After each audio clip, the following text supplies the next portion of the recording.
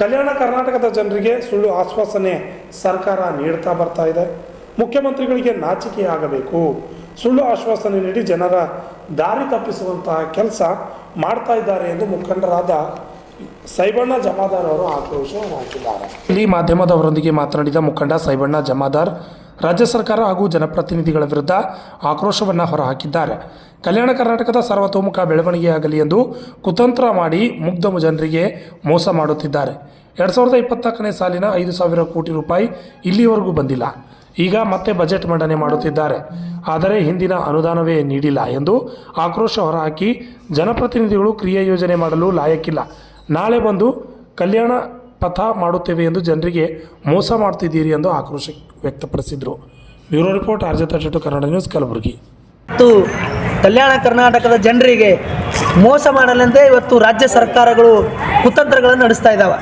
ಅದರಲ್ಲೂ ಕೂಡ ಇವತ್ತು ಕಲ್ಯಾಣ ಕರ್ನಾಟಕ ಭಾಗಕ್ಕೆ ಸುಳ್ಳು ಆಶ್ವಾಸನೆಯನ್ನು ನೀಡುತ್ತಾ ಇವತ್ತು ಬಂಡಲ್ ಬಡಾಯಿ ರಾಜಕಾರಣಿಗಳು, ಅದರಲ್ಲೂ ಕೂಡ ಇವತ್ತು ಏನು ಕರ್ನಾಟಕದ ಮುಖ್ಯಮಂತ್ರಿಗಳಿಗೆ ನಾಚಿಕೆ ಆಗಬೇಕು.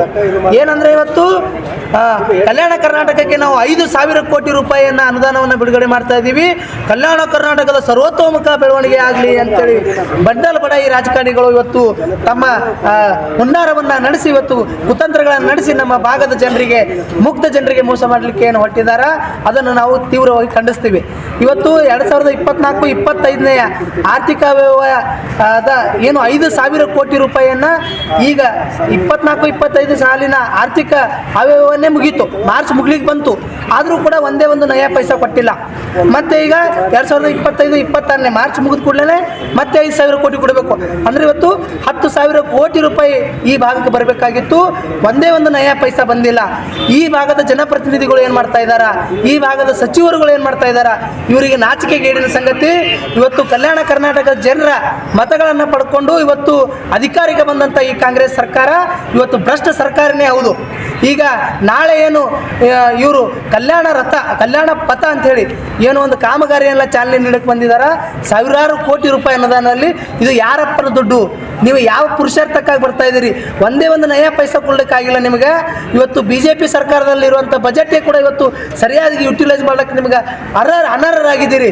ನೀವು ಕ್ರಿಯಾ ಯೋಜನೆ ಮಾಡೋಕ್ಕೆ ಲಾಯಕ್ಕಿಲ್ಲದಂಥ ಜನಪ್ರತಿನಿಧಿಗಳು ಈಗ ನಾಳೆ ಬಂದು ಇಲ್ಲಿ ನಾವು ಕಲ್ಯಾಣ ಪಥ ಮಾಡ್ತೀವಿ, ಕಲ್ಯಾಣ ರಥ ಮಾಡ್ತೀವಿ ಅಂತೇಳಿ ನಮ್ಮ ಜನರಿಗೆ ಏನು ಮಿಸ್ಗೈಡ್ ಮಾಡ್ತಾ ಇದ್ದೀರಿ. ಇದನ್ನು ನಾವು ಇವತ್ತು ಕಲ್ಯಾಣ ಕರ್ನಾಟಕದ ಜನರು ಇವತ್ತು ಖಂಡನೆ ಮಾಡ್ತಾ ಇದ್ದೀವಿ.